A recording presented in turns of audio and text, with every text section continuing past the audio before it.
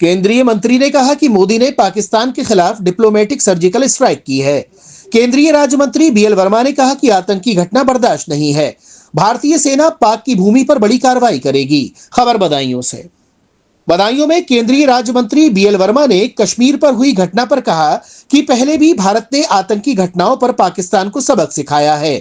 दुश्मन के घर में सबक सिखाया था। पीएम मोदी ने डिप्लोमेटिक सर्जिकल स्ट्राइक कर दी है और 5 बड़े निर्णय लिए हैं। प्रधानमंत्री ने इशारा कर दिया है कि छोड़ा नहीं जाएगा।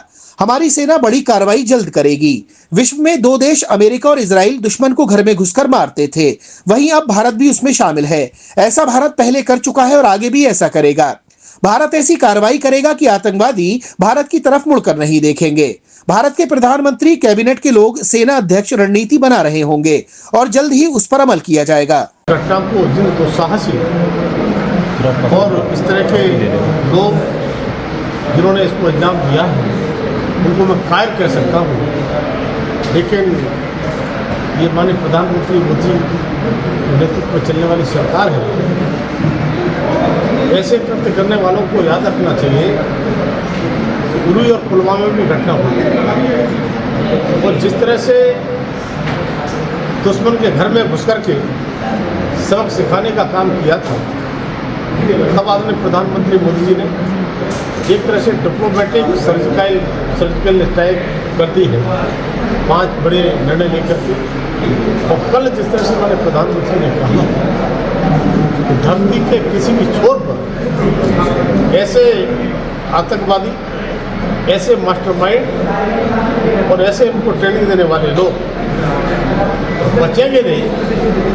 मुझे लगता है हमारे प्रधानमंत्री मोदी के नेतृत्व में हमारी सेना कोई बड़ी कार्रवाई कर सकती है और जो हमारे लोगों की जिस तरह से निर्मम हत्या करने का काम किया है, उन्होंने परिवार के साथ घूमने गए थे, उनका कोई दोष नहीं था, निहत्थे थे, वो जम्मू कश्मीर की वादियों का आनंद ले रहे थे, लेकिन जिस तरह से उन्होंने एक धर्म को पूछ करके अटैक किया है, मुझे लगता है कि ये आने वाले समय में बड़ी से बड़ी सजा।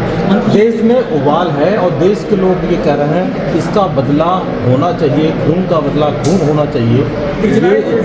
इजराइल जैसे जिस रास्ते पे चल रहा है उसी रास्ते पे भारत भी चलेगा। देखिए, कभी कहा जाता था कि दुनिया में 2 देश हैं, अमेरिका और इजराइल, तो दुश्मन के घर में मार सकते, लेकिन ये मैंने प्रधानमंत्री मोदी के नेतृत्व में सर्जिकल स्ट्राइक करके दिखा दिया कि भारत भी तीसरा देश है कि जरूरत पड़ती है दुश्मन को उसे घर में घुस करके मारता है।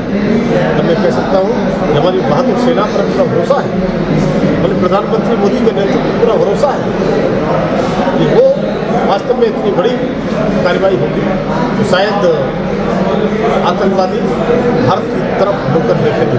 मंत्री युद्धाभ्यास शुरू हो गया है, युद्धाभ्यास तरीके से देखते हैं आप इसको, आगे भारत पूरी तरीके से निपटेगा? लेकिन मैंने कहा ना, पूरी तरह से हमारी मोदी सरकार की कैबिनेट, माननीय प्रधानमंत्री मोदी जी, हमारे सेना के प्रमुख मिलकर के वो सारी रणनीति बना रहे होंगे जो उनको सबक सिखाने के लिए। मंत्री जी, एक बड़ा दिलचस्प चीज़ निकल के इस घटनाक्रम में कि जो इस घटना का मास्टरमाइंड बताया जा रहा है, आज उसकी तस्वीरें वायरल हुई हैं पाकिस्तान में। वहाँ का जो चीफ है वो बाकायदा उसका हेडक्वार्टर में स्वागत किया जा रहा है, फूल वाला है, उसे पहनाया जा रहा है, बुके दिए जा रहे हैं। तो आप कैसे देखते हैं कि एक तरफ पाकिस्तान हितैषी होने की बात कर रहा है, दूसरी तरफ आतंकवादियों को स्वागत कर रहा है, तो इसको लेकर क्या कहेंगे आप? देखिए, मैंने वो चित्र नहीं देखा है, लेकिन माननीय प्रधानमंत्री मोदी के शब्दों में आप सब कुछ आ जाता है। किसी धरती के छोर तक वो बचेंगे नहीं और उनके मास्टरमाइंड और उनको पनाह देने वाले लोग वो भी इस बचने वाले नहीं हैं। तो मुझे लगता है कि मुझे बताने की आवश्यकता नहीं है, मैंने प्रधानमंत्री जी ने इशारे स्वरों में सब कुछ कह दिया है।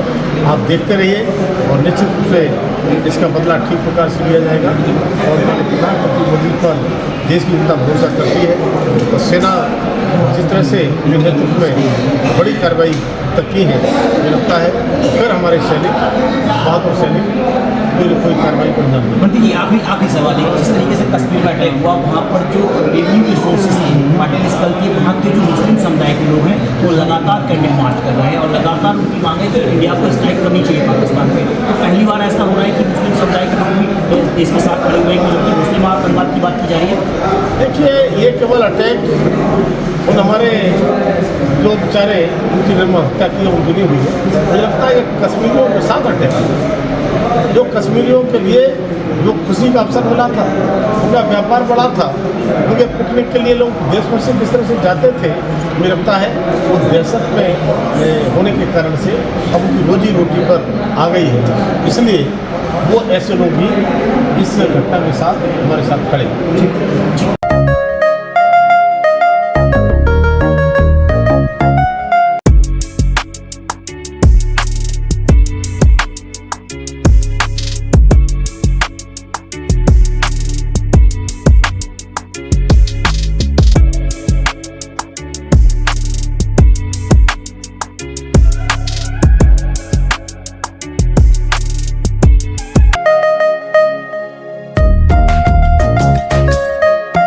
आपको हमारा वीडियो पसंद आया हो तो इसे लाइक, शेयर और सब्सक्राइब जरूर करें। देखते रहिए SKS 24 न्यूज नेटवर्क।